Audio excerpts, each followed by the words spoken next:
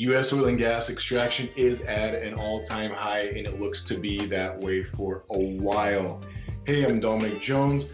Before we get into this article posted in the Quartz by our good writer Nick Raquel, I want you to listen for two things. Listen for the information, of course, always, but listen for the tone and get good at recognizing media bias when you hear it, okay?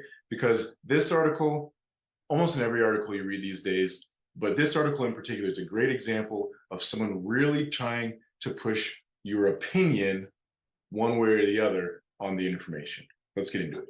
Okay, this is titled U.S. oil and gas extraction is at a new high and will likely stay near record levels through 2050. We'll get into it. For the U.S., it isn't a good look in the lead up to this week's United Nations conference on climate change. The country will pull record quantities of oil and gas out of the ground in 2023, which is on track to be the hottest year in history, The Guardian reports. The U.S. is expected to extract an all-time high of 12.9 million barrels of crude oil this year, more than twice its total a decade ago. American natural gas production will also hit a new record in 2023. The Guardian notes, while exports of liquefied natural gas, or LNG, will double through 2027. And it gets worse. For oil and gas exploration and production, Washington expects this frenetic pace to continue until 2050.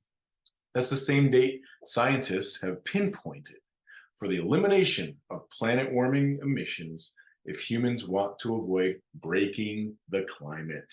Between now and 2050, 1/3 of the world's planned oil and gas expansion will be in the US. All this contradicts US President Joe Biden's rhetoric about the dangerous and expensive impacts of climate change, as well as his administration's moves to encourage clean energy investment, boost electric vehicle sales, and cut carbon emissions. Biden skipping the climate meeting, which takes place in Dubai.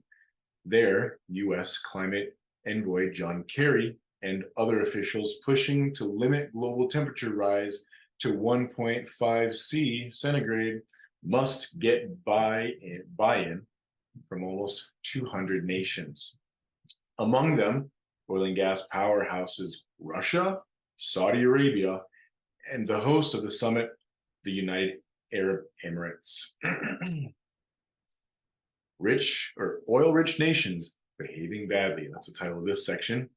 When it comes to fossil fuels and climate change, the U.S. isn't the only nation saying one thing and doing another. The United Arab Emirates planned to use the climate summit to strike oil and gas deals, leaked documents show, though both the conference and team and state-owned Abu Dhabi National Oil Company have denied it.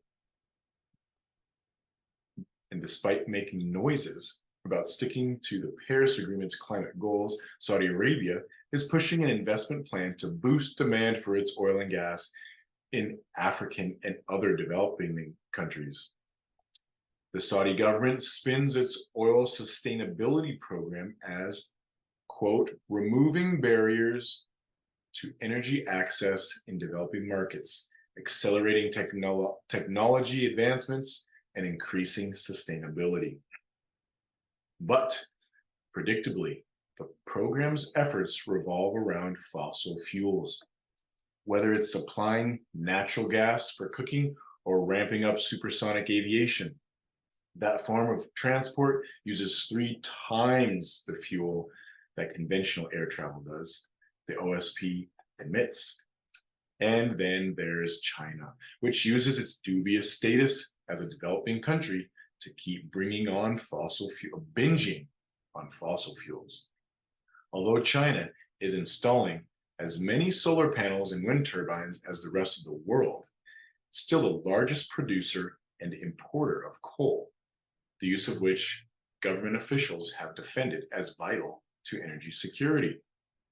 Right now, China has 306 new coal-fired plants under construction, announced or planned. Those additions could boost the country's coal power capacity by 22% to 33% from 2022 levels, data provider Global Energy Monitor estimates. Well, there you have it. Looks like the US, and not just the US, is extracting a lot more fossil fuels, especially a lot more than our current administration says they would like to. What did you think about the information? But I'd almost be more interested, what did you think of the tone? Could you tell where the writer's coming from? What value they give to this information, which way they're trying to make you think. Please let me know your thoughts in the comments. A link to this article and more will be in the description. If you like what you heard here, please don't forget to like and subscribe so you can continue to get energy science, industry, and regulatory news that you need for your work and your investments in energy. And remember, with science in our hands, fossils at our feet, knowledge in our minds, and God at the helm, the future is ours to build.